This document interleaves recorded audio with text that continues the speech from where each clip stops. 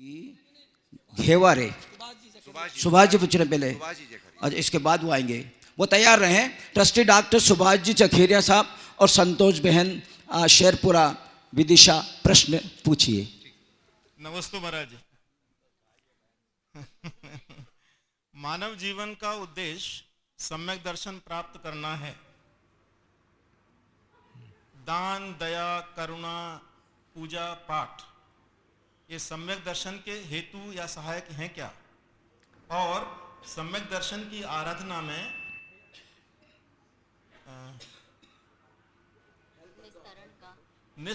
निस्तरण का स्वरूप क्या है महाराज? देखिए, निष्करण की निशंकित निस्तरण। देखिए, आपने बहुत अच्छी बात पूछी है। धर्म का मूल सम्यक्त है। जैसे जड़ के अभाव में पेड़ सुरक्षित नहीं होता, वैसे ही सम्यक दर्शन के अभाव में हमारा जीवन फलीभूत नहीं होता। जैसे अंक के अभाव में शून्य का कोई मूल्य या महत्व नहीं होता, वैसे ही सम्यक दर्शन के अभाव में हमारे ज्ञान और आचरण का कोई मूल्य और महत्व नहीं होता। इसलिए सम्यक दर्शन के साथ हमें धर्म के क्षेत्र में आगे बढ़ने की प्रेरणा दी गई। सम्यक हो और उसके साथ ज्ञान चारित्र में हम आगे बढ़ें तो निश्चित हमारा कल्याण होगा। अब रहा सवाल दान, पूजा, जीव दया, परोपकार जैसी वृत्ति या इनके साथ व्रत, उपवास आदि सारी बाह्य धार्मिक क्रियाओं का, क्या ये हमारे धर्म में अंग हैं, धर्म के अंग हैं या धर्म के साधन? कई बार लोग इन्हें प्रायः ऊपरी क्रिया कह देते हैं और कहते ये तो सब बाहर की क्रिया है, हमें तो भीतर से जुड़ना चाहिए। ये बात सही नहीं है। जब हम सम्यक दर्शन के स्वरूप को गहराई से समझते हैं, जो सम्यक दर्शन धर्म का एक मूल अंग है, उसे आचार्य कुंद ने इस तरह से निरूपित किया, धम्मो दया विशुद्धो। दया से विशुद्ध परिणाम ही धर्म है। और आचार्य कुंद तो कहते हैं दया मूलक, अहिंसा मूलक धर्म में श्रद्धान करना ही सम्यक है। हिंसा रहिए धम्म में 18 दोष वज्ये देवे, निगंथे पब्बयने सद्धनम होई सम्मतम।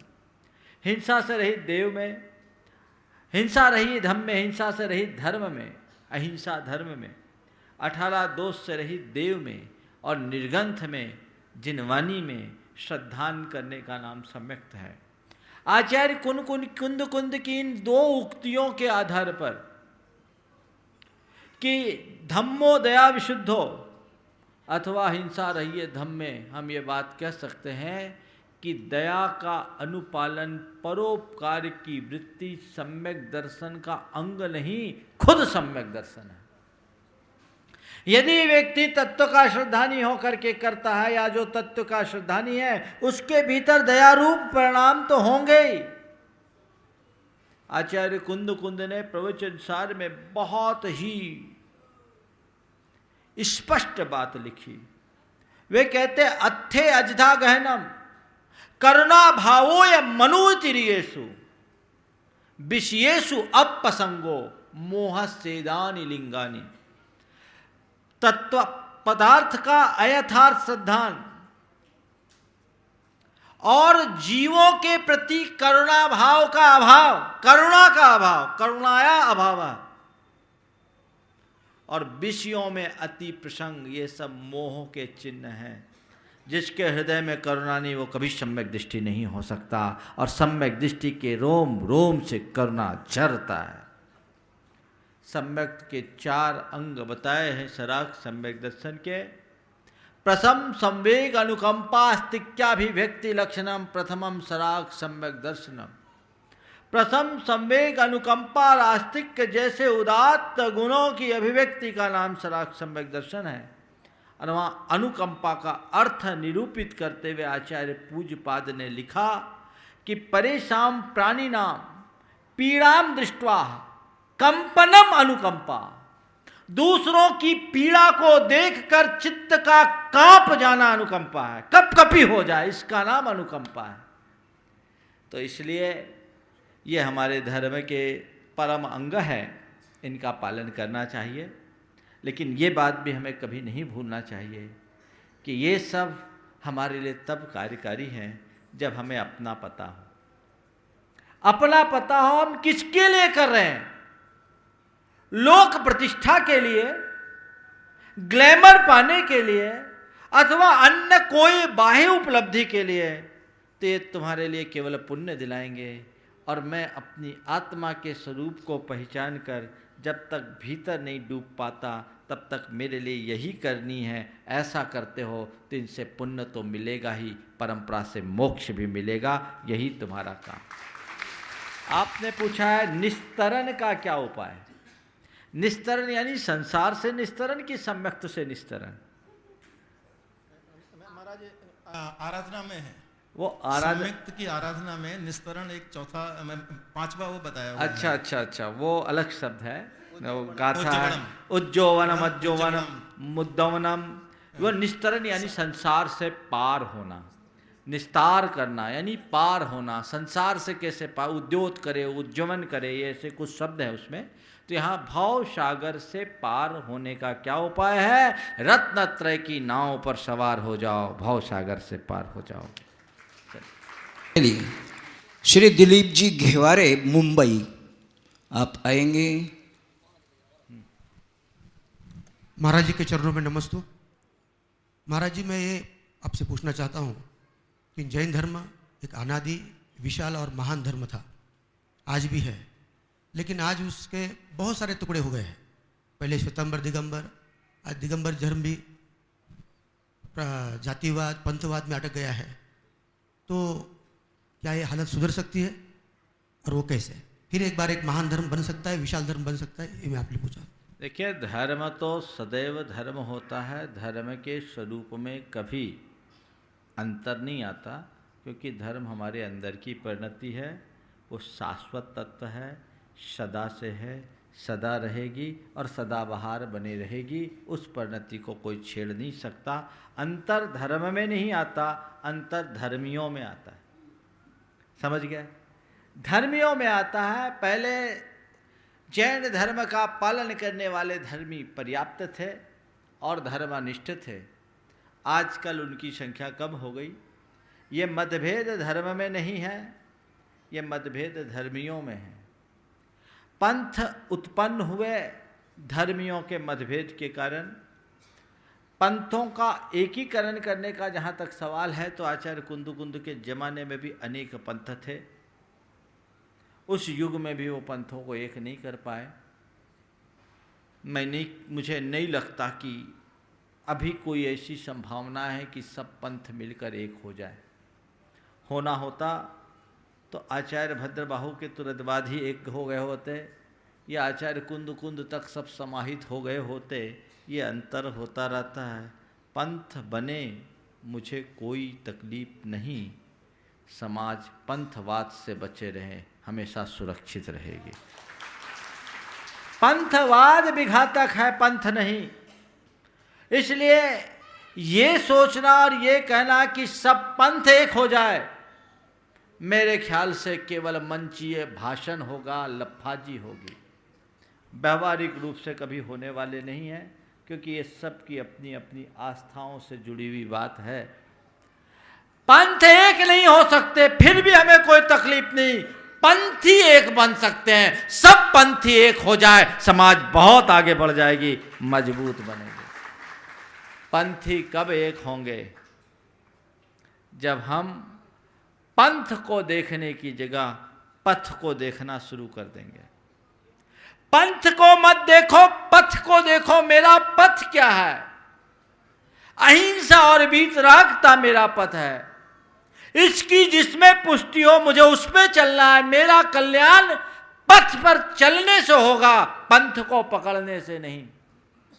आचार्य कुंद कहते हैं, पंथ तो बहुत आगे की बात है।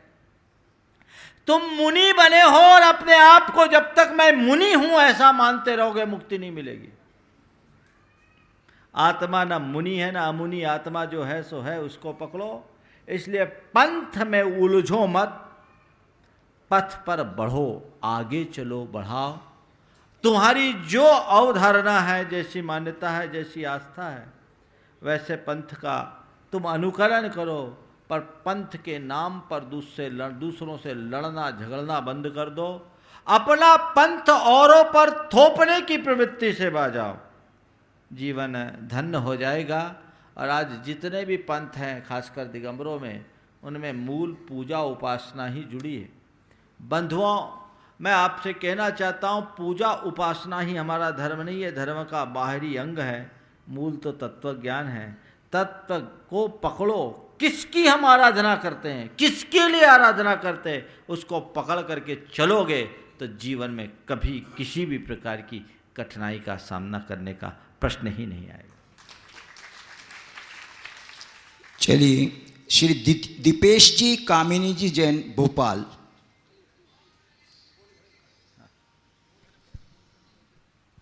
नमोस्तु महाराष्ट्री। महाराष्ट्री, प्रेगनेंसी पीरियड में मेरे को 9 मंथ तक भूगर्भ की प्रतिमाओं के दर्शन हुए हैं और बहुत सारे महाराज जी माता जियों को आहार दिए सपने में।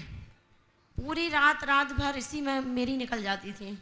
और इसके अलावा जैसे चांदखेड़ी में जो प्रतिमा निकली थी, सुधा सागर जी ने निकाली थी, उन प्रतिमा के दर्शन भी हमें शादी के पहले हुए थे। सोनागर में जो प्रतिमा निकली थी, उन प्रतिमा के दर्शन भी हमें हुए थे। और जब प्रतिमा वो भूगर्भ से निकल जाती थी, उसके बाद में अचानक ही हमारा प्लान जाने का हो जाता था। तो जब हम वो प्रतिमाओं के दर्शन करते थे तो जो हमने सपने में प्रतिमा देखी थी वही प्रतिमाएं रहती थी। इसका मतलब क्या है? इसका मतलब ये बच्चे पे है, क्या असर पड़ेगा? और निश्चित रूप से बच्चे पर अच्छा ही असर पड़ेगा। बच्चा आ गया है बाहर की नहीं, कहाँ है? बच्चे को सामने लेकर के आओ। वो बच्चा निश्चित भाग्यशाली है जो माँ को अच्छे सपने दिखाता है और भविष्य में उनको साकार करने की पात्रता ला सके। मैं ऐसी भावना भाता हूँ, ऐसा आशीर्वाद देता हूँ। अच्छे जिन प्रतिमाओं के दर्शन, मुनि राजों के दर्शन स्वप्न में होना शुभ का सूचक है। ये लाभ का द्योतक माना जाता है। और पेट में बच्चे के होने पर अगर नियमित कोई अच्छे सपने आते हैं तो ये इस बात का प्रतीक मानना चाहिए कि ये बच्चा होनहार है, इसे आगे बढ़ाओ और ऐसे संस्कार दो कि मुनि बनकर जिन धर्म की प्रभावना करे तो तुम्हारी कोख कृतार्थ हो जाएगी। और महाराज श्री, बस इसी को पूरा कह रहे हैं। हाँ। महाराज श्री, जैसे इसको कोई चीज खाने को देते हैं, अभक्ष तो हम नहीं देते, हाँ। अभक्ष नहीं देते। और जैसे कोई बिस्किट दे देना तो हाथ में से यूं फेंक देती, वो कभी बस। नहीं खाती। और महाराज श्री, हाँ, अच्छा, हाँ, और महाराज श्री यूं अंजलि आज बना का के बनेगा। लेती है। जैसे अपन कभी कोई चीज दो ना तो अंजलि बना लेती है। और तो ये निश्चित इसके अच्छे संस्कार हैं। अब ये आपकी जिम्मेदारी है कि बड़े होने पर आप इनके संस्कारों को सुरक्षित रखो, उन्हें पल्लवित करो। आधुनिकता के नाम पर उनके संस्कारों का घात मत करो। और इसको कोई चीज देना बस हो गया, इतनी सी आगे, चीज आगे। छोड़ देती है महाराज जी, बस इतनी सी। सार में और लोग हैं, बस एक ही प्रश्न। नेक्स्ट अगला है सौरभ जी जैन, रुचि जैन, इंदौर। टाइम सौरभ जी जैन, रुचि जैन, इंदौर। महाराज जी, और आगे बढ़ जाइए नजदीक। हाँ, महाराज जी, अपनी पारिवारिक लाइफ, धार्मिक लाइफ और प्रोफेशनल लाइफ को कैसे सामंजस्य बना के मतलब करें? क्योंकि धर्म भी जरूरी रहता है, प्रोफेशनल लाइफ, पर्सनल, ये सब। देखिए, मनुष्य के सामने उसका लक्ष्य होना चाहिए और लक्ष्य के अनुरूप उसने अपनी सारी प्राथमिकताएं तय करनी चाहिए। ये इस मनुष्य के जीवन का लक्ष्य स्पष्ट होता है, उसकी प्राथमिकताएं स्पष्ट होती है और जो अपनी प्राथमिकताओं को स्पष्ट करके जीवन जीता है उसका जीवन बहुत सुंदर बनता है। सबसे पहले मेरे जीवन का लक्ष्य क्या है ये सुनिश्चित कीजिए। मुझे मनुष्य जीवन मिला तो इस मनुष्य जीवन का मेरा लक्ष्य क्या, मेरा उद्देश्य क्या? केवल जीवन जीना या जीवन से कुछ करना? तो हमारे जीवन के 3 लक्ष्य हैं, निर्वाह, निर्माण और निर्वाण। निर्वाह, निर्माण और निर्वाण।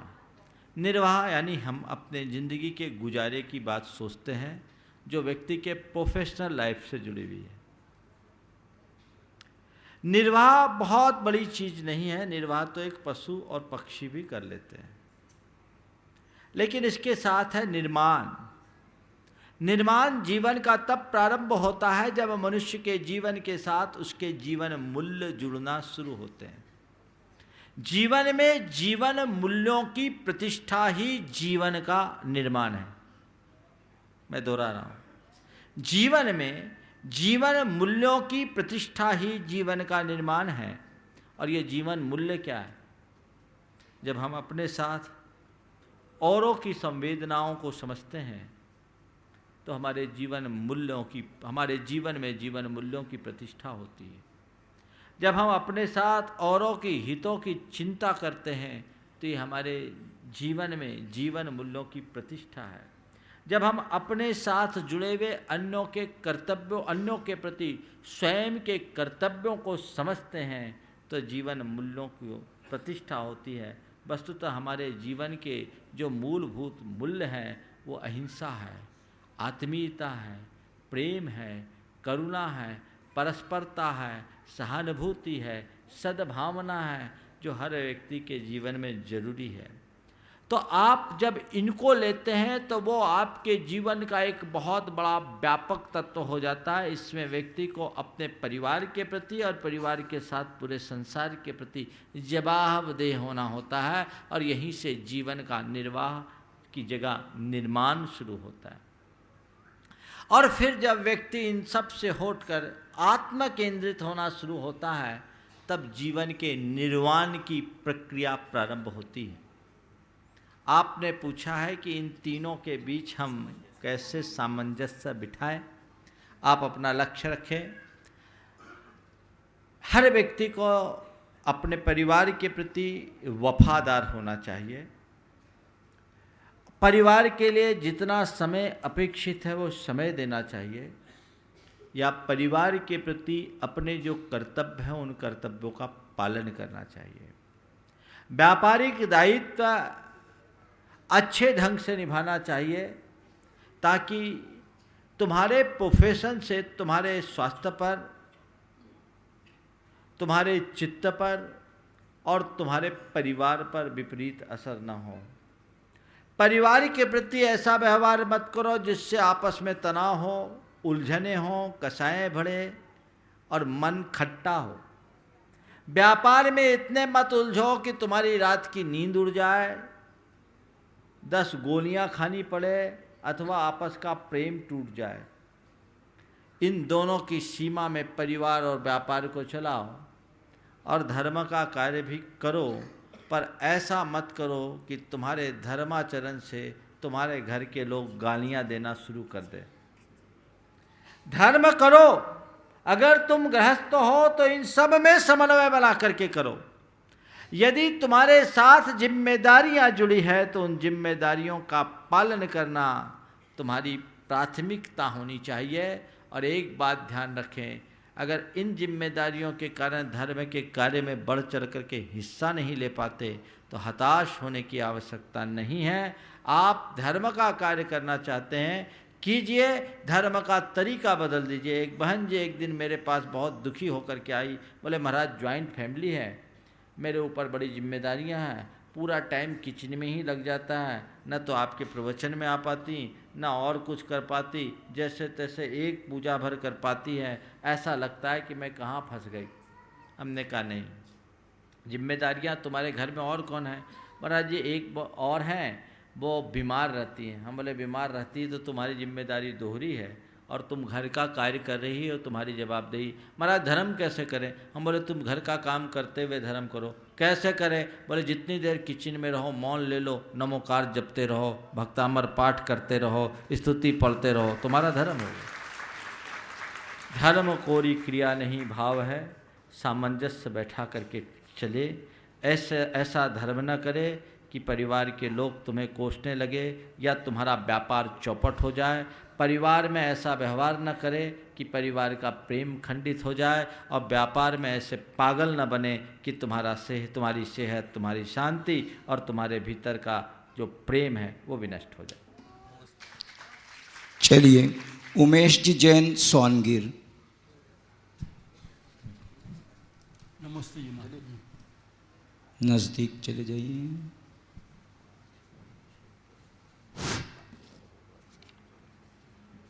महाराज जी, भरत क्षेत्र में 5 मिलिंचक खंड है, तो दक्षिण भरत क्षेत्र में 2 मिलिंचक खंड है। खंड में हम जा सकते हैं क्या?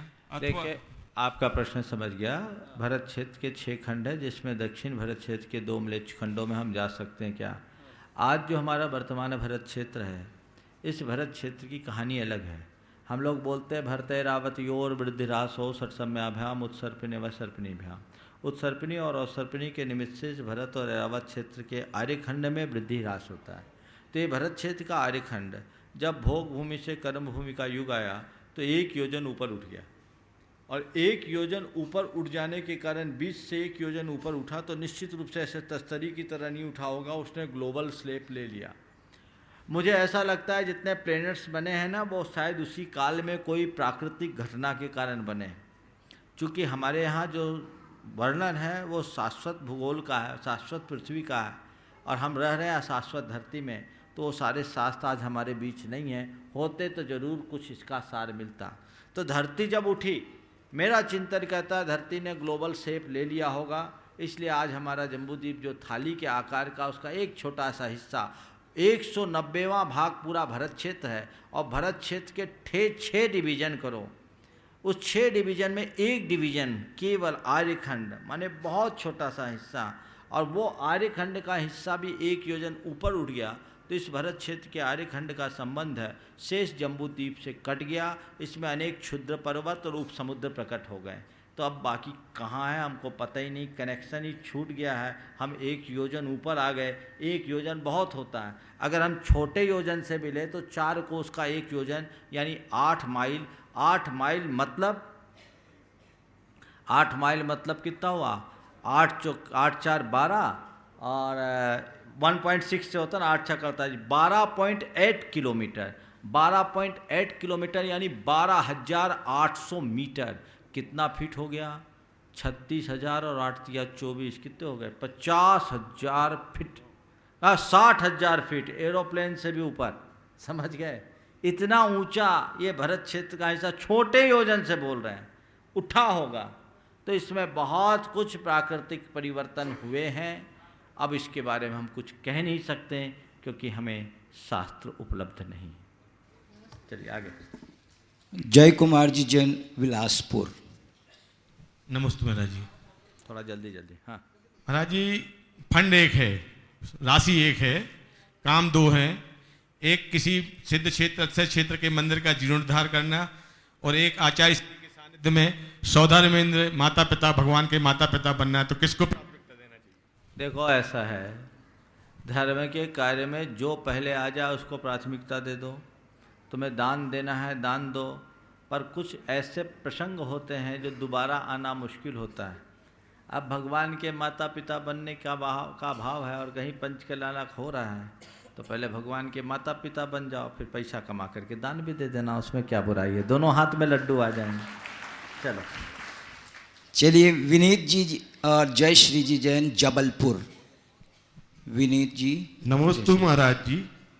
मैं आपके प्रवचन काफ़ी दिनों से सुनता हूँ, और उसके बाद रात को सोते समय देखता था कि मैंने आपको आहार दिए और शांति धारा की।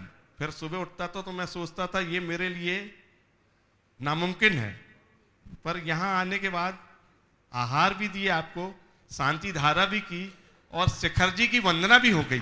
तो वो मैं ये जानना चाहता हूँ, क्या सपने साकार हो सकते हैं क्या? हो गए, अब मैं क्या कहूँ। पर सब ऐसे सपने मत देखने लगना, नहीं तो मेरे को आहार लेना मुश्किल हो जाएगा। चलो चलिए, श्री सुशील जी, सुधा जी, जबलपुर। आगे आगे बढ़ जाइए और माइक को पास रखिए। महाराज जी, मेरा प्रश्न ये है कि सभी टोंग में लिखा हुआ है कि इतने अरब, इतने मुनि और इस टोंग से मोक्ष गए, तो उस समय कितनी पॉपुलेशन रहा करती होगी? जैसे भैया, इतने मुनि एक साथ टोंक से मोक्ष नहीं गए, पहाड़ पर उतनी जगह ही नहीं है। ये बहुत लंबे कालखंड की बात है। भगवान ऋषभदेव से लेकर महावीर पर्यंत इस 24 का जो काल है, उस काल में, ये काल कितना है मालूम? एक कोड़ा कोड़ी सागर, 42,000 वर्ष कम, असंख्य वर्ष। कितने? असंख्य वर्ष। इसलिए उस समय यह संभव। एक साथ तो एक समय में 108 मुनि से ज़्यादा मोक्ष जा ही नहीं सकते पूरे मनुष्य लोक से, और 6 महीने 8 समय में 608, तो इतना तो किसी काल में संभव ही नहीं है। ठीक है। और भीड़ में मोक्ष तो ऐसे नहीं मिलता, भीड़ से हटने वालों को मोक्ष मिलता है। चलो अब आ रही किरण जी जैन, मलकापुर। नमोस्तु गुरुवार, नमोस्तु गुरुवार, नमोस्तु गुरुवार। हाँ पूछो। महाराज जी, मलकापुर से आया हूँ मैं। मेरा प्रश्न यह है कि जिन मंदिरों के अंदर जो पुरानी प्रतिमाएं हैं, जिनके नाक कान वगैरह दिखते नहीं है, ऐसे प्रतिमा जी का अभिषेक करना चाहिए या उनका कुछ? देखिए, जो प्रतिमाएं धातु की प्रतिमाएं या पाषाण की प्रतिमाएं अत्यंत जीर्ण शीर्ण हो गई, जिनके आंगोपांग पूर्णतः घिस गए, जिनकी बीतरागता प्रकट नहीं हो रही है, ऐसी प्रतिमा को शास्त्र के विधानानुसार उत्थापन विधि करके विसर्जित कर देना चाहिए। चलिए, और उसकी जगह दूसरी वैसी ही प्रतिमा विराजमान कर देनी चाहिए। देवेंद्र जैन, मधुबन। देवेंद्र जैन, मधुबन। आगे नमस्तु भगवान। वर्तमान में प्रचलित सौंदर्य प्रदास, ये गड़बड़ है। हाँ, देखो देखो देखो। हाँ, नमस्तु भगवान। वर्तमान में प्रचलित सौंदर्य प्रसाधनों में अनेक रूप से जीव हिंसा होती है। जानते हुए भी सौंदर्य प्रसाधनों का उपयोग करते हैं। ऐसी स्थिति में जीव हिंसा से बचने हेतु हम लोग किन किन प्रसाधनों का उपयोग कर सकते हैं?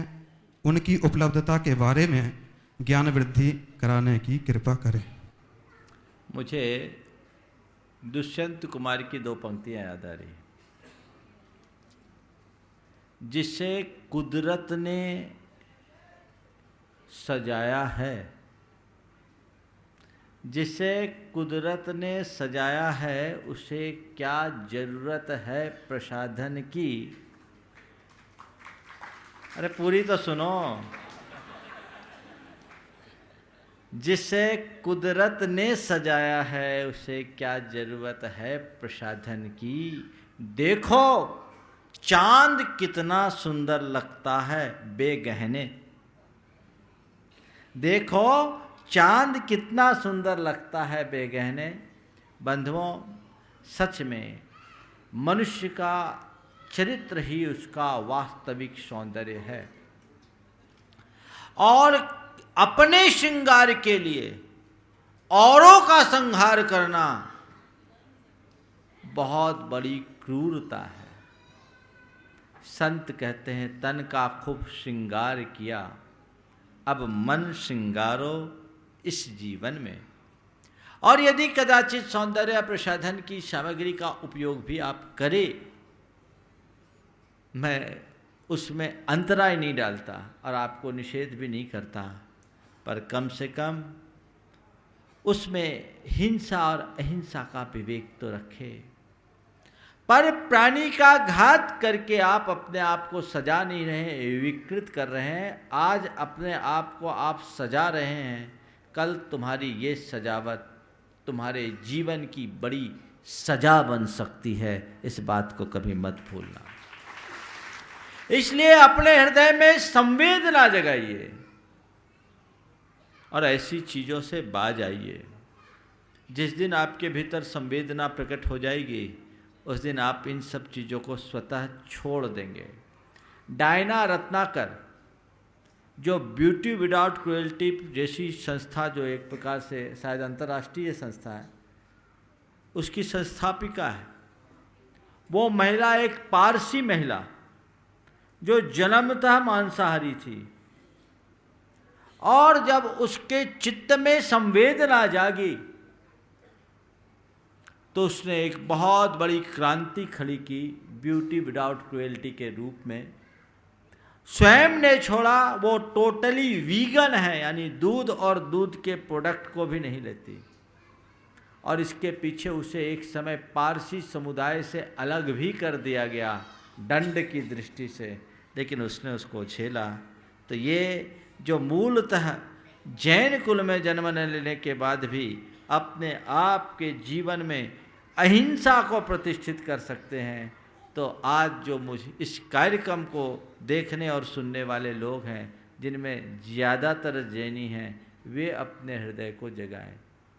कौन से सौंदर्य प्रसाधन सामग्री आपके उपयोग की है, कौन सी नहीं है, मुझे पता नहीं।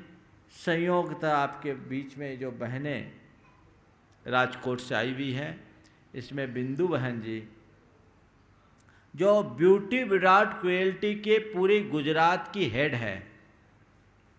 मैं चाहूँगा कि ये जानकारी जनता को मिलनी चाहिए, ताकि आपके पास सही विकल्प उपलब्ध हो और उस विकल्प के अनुरूप आप अपने जीवन को पाप से बचा सकें।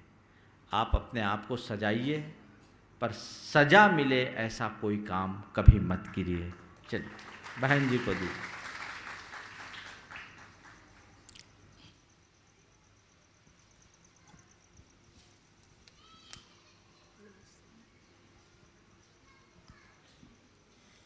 उन्नीस 1959 में इंग्लैंड में लेडी मूरिल डाउनी ने ब्यूटी विदाउट क्रुएल्टी नाम की संस्था की स्थापना की। यह संस्था प्राणियों के अधिकार और उनके प्रति अत्याचार न होने विषयक मुहिम व जागरूकता फैलाने का कार्य कर रही थी। 12 सितंबर 1974 में उसकी भारतीय शाखा के रूप में पुणे में सुश्री डायना रत्नागर नामक 17 वर्षीय पारसी कन्या ने इसका शुभारंभ किया। संयोगवश विदेश स्थित मातृ संस्था धन के अभाव में बंद पड़ गई, लेकिन भारतीय संस्था ब्यूटी विदाउट क्रुएल्टी पुणे में 40 वर्षों से उत्साह से काम कर रही है। इसका श्रेय सुश्री डायना को ही जाता है। इस संस्था की मुख्य भूमिका लोगों में प्राणी अधिकार विषयक जागरूकता लाना, कानून में आवश्यक सुधार लाने के लिए शासन सरकार के साथ मुहिम चलाना, और जो कंपनी संस्था द्वारा ब्यूटी और उसके प्रसाधन के जो मैन्युफैक्चरिंग होता है उसमें जो प्राणियों पर प्रयोग किया जाता है उनको पीड़ा देकर प्रयोग करके निश्चित किया जाता है कि ये इसका उपयोग करने से मानवीयों पर कोई तकलीफ नहीं होगी। तो ऐसी संस्थाओं के साथ और भी कुछ गलत कर रही हैं, तो ऐसी संस्थाओं के साथ निरंतर फॉलोअप करते हुए उनकी विचारधारा बदलने में सहायक हो रही है। यह संस्था जन जागृति का कार्य अपनी तिमाही पत्रिका के जरिए कर रही है, और ये इंग्लिश में कंपैशनेट फ्रेंड और करुणा में और हिंदी में करुणा मित्र नाम की पत्रिका के तिमाही पत्रिका है, उस रूप से कार्य कर रही है। ब्यूटी विदाउट क्रुएल्टी की वेबसाइट है www.bwcindia.org। पत्रिका के आजीवन सदस्यता केवल 300 रुपया है। आजीवन सदस्यता, आप 100 साल जिएंगे तो 100 साल तक आपको केवल 300 रुपया एक बार भर देंगे, तो आपको ब्यूटी विदाउट क्रुएल्टी की जो कंपैशनेट फ्रेंड और करुणा मित्र जो पत्रिका निकल रही है वो आपके यहाँ पहुँच सकती है। और जैसे भी आप पहले सदस्य होते हैं, मतलब एक बार 300 रुपया भरते, तो उसके साथ बहुत सारा मटेरियल फर्स्ट फेज़ में बेच देते हैं, सीडी भी बेचते हैं, और बहुत सारी उसमें कंपनी की जो बात है वो भेज रहे हैं। और ख़ास करके 1994 से शेयर इन्वेस्टमेंट मार्गदर्शिका भी भेज रहे हैं, प्रकाशित कर रहे हैं। और इतनी अच्छी मार्गदर्शिका इनकी प्रकाशित हो रही है कि चाहे मतलब जो उनके मार्गदर्शन से जो उसमें जो इन्वेस्टमेंट करते हैं, तो आप अन्य कंपनियों में जो इन्वेस्टमेंट करते से उनसे कई गुना ज़्यादा आपको वो शेयर में मुनाफा मिलता है। तो आप ये कर सकते हैं। तो तो खास करके आप www.bwcindia.org में आजीवन 300 रुपया भर के सदस्य हो सकते हैं, तो आपको पूरी जानकारी मिल जाती है। एक बात ही हम बताना चाहेंगे यहाँ पे कि ब्यूटी विदाउट क्रूअल्टी कोई मैन्युफैक्चरिंग काम नहीं करती है, ना तो कोई प्रसाधन का आउटलेट से, ना कोई प्रसाधनों का बिक्री कर रही हैं।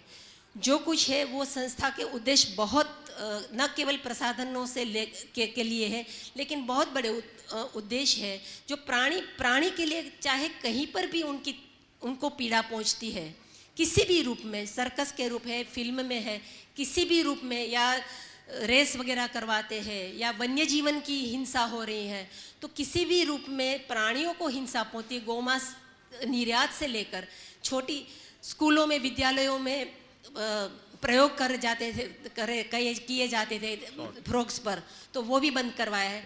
तो चाहे न एक केवल प्रसाधनों को लेकर, बाकी बहुत सारी चीज़ों को लेकर ये संस्था काम कर रही है। तो आप लोग, हमें अवश्य आप लोगों को बहुत अनुरोध करती हूँ कि आप bwcindia.org के वेबसाइट पर से आप एक बार इनके सदस्य हो जाएं, आपको पूरी जानकारी इनके माध्यम से आपको मिल पाएगी। बहुत सुंदर। नमस्ते महाराज। हाँ, हेलो। अब गुरुदेव के चरणों में आ रहे हैं सूत्रधार के रूप में जो जुड़े थे झुमृत लेया से, कुमारी आरुषि बाकलीवाल एवं कुमार जिनेंद्र बाकलीवाल, दोनों भाई भाई और बहन। ये जो आ रहे हैं, ये गोलक, इनके लिए मालूम है कौन है? इनके लिए आप लोगों को एक बार और अनुमोदना करना चाहिए। यह दिलीप भाई इधर, जो रात दिन पूरा समय निस्वार्थ भाव से गुणायतन के लिए समर्पित करता है। गुणायतन से जुड़े सारे लोग जानते हैं, सबको प्रेरित कर करके गुणायतन से जोड़ता है।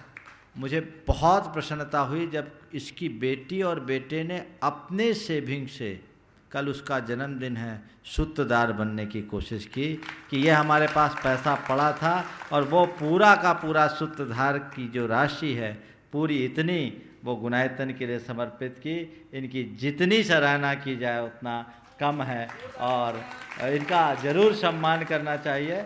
और इनके लिए बुला लो डॉक्टर आशा जैन, आप आएँ और इनका स्वागत करेंगे, सम्मान करेंगे। प्रेरणा है और ये मैं समझता हूँ एक बहुत अच्छी शुरुआत है समाज के लिए। जब बच्चे के मन में, चाहे वो गुल्लक के नाम से, दिलीप आओ, हाँ, चाहे वो गुल्लक के नाम से, वो कह रहा मैं जब ट्रस्टी बनूंगा तब आऊँगा, तो तू ट्रस्टी तो ऑलरेडी है ही, कईयों को बना दिया, तेरे को चिंता करने की बात नहीं। लेकिन ये बहुत अच्छी बात है। क्लैपिंग जोरदार, धन्यवाद। आगे और इसके बाद प्रश्न पूछेंगे आप पहले। ये आरुषि बाकलीवाल, आरती जी, जल्दी पूछो, दोनों भाई में प्रश्न करिए। नमस्ते महाराज। आगे बढ़ जाओ थोड़ा सा आगे। में पति द्वारा किया गया धर्म कार्य में समय धन देने से क्या पन्नति और बच्चों को पुण्य लाभ मिलता है क्या? कृपया मार्गदर्शन दे। क्या बोला, फिर से बोलो। परिवार में पति द्वारा दिया गया धर्म कार्य में समय धन देने से क्या पन्नति और बच्चे को पुण्य लाभ मिलता है? क्यों नहीं, अगर पत्नी सपोर्ट करती है और बच्चे सपोर्ट करते तभी तो पति घर से बाहर निकल पाता है, समझ गए। और ऐसे भी पत्नी अर्धांगिनी होती है, तो पति पर आधा हक पत्नी का होता है। तो पति के माल में आधा हक है तो पति के पुण्य में भी आधा हक होगा, उसमें सोचने की ज़रूरत नहीं। इसलिए फुल सपोर्ट करो। और मैं कहता हूँ एक बार इनके लिए भी आप लोगों का अनुमोदना करना चाहिए, जिसने दिलीप भाई को फ्री छोड़ दिया है और कोई शिकायत के बिना कि चलो हम बच्चों को संभालते हैं, आप जो काम कर रहे हैं करो। ये बहुत अच्छी शुरुआत है, इनकी हमें अनुमोदना करनी। चलो में स्तंभ के रूप में गुणायतन से जुड़े श्री अशोक जी, श्री संदीप जी, राकेश जी जैन कानपुर, ये मौजूद हैं। ये आएँ और इनका सम्मान यहाँ के पदाधिकारीगण करेंगे। जल्दी करो। हाँ, अशोक जी, संदीप जी, राकेश जी जैन कानपुर। चलिए चलिए अगला प्रश्न। अगला प्रश्न है सुमेर चंद जी जैन मलकापुर। सुमेर जी जैन मलकापुर, पास में रखिए, क्वेश्चन पूछिए झट से। बस ये आखिरी प्रश्न है। हाँ महाराज जी, खेती करने में से जो हानि होती है, मैं तो परसों ही खेती के बारे में विस्तार से बताया भाई साहब, इसलिए आज मत दोहराइए। और को बोलिए नेक्स्ट। चलिए, स्वरूप चंद जैन कन्हैयालाल जैन मलकापुर, आगे बढ़िए और मुंह के पास रखो उसको, क्वेश्चन पूछो।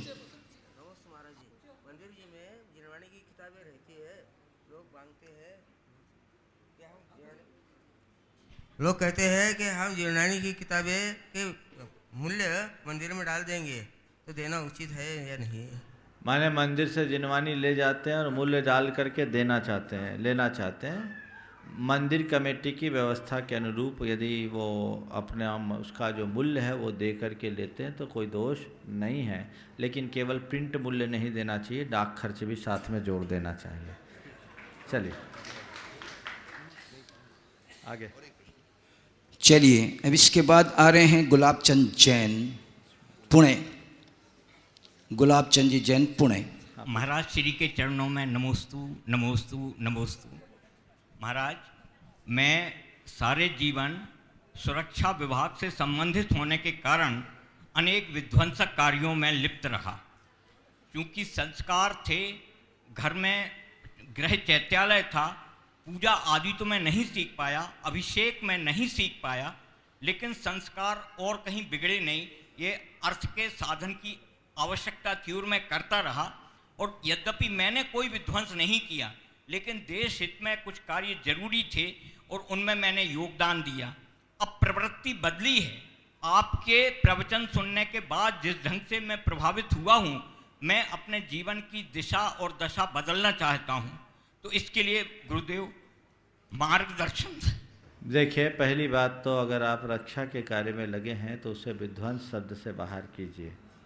हमारे यहाँ रक्षा है, युद्ध नहीं, आक्रमण नहीं, और अपनी सुरक्षा के लिए तैयारियां तो करनी ही पड़ती है।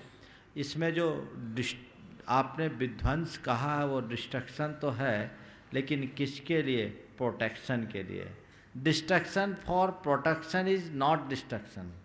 आपने सुरक्षा की, यदि वो तैयारियां नहीं होती, हमारी सीमाएं सुरक्षित ना हो, हम आप यहाँ बैठकर धर्म ध्यान नहीं कर सकते। इसलिए उन तमाम लोगों को हम जैसे सारे संतों का आशीर्वाद मिलता रहता है और आप लोगों का सद्भाव मिलना चाहिए जो देश की सुरक्षा में किसी भी रूप से जुड़े हुए हैं। इसलिए सुरक्षा से जुड़े रहें और अब अपने दायित्व से मुक्त होने के बाद आप अपने जीवन की धारा को मोड़ें ताकि आप अधिक से अधिक धर्म ध्यान कर सके। इस प्रकार आज के इस शंका समाधान के सत्र को यहीं पर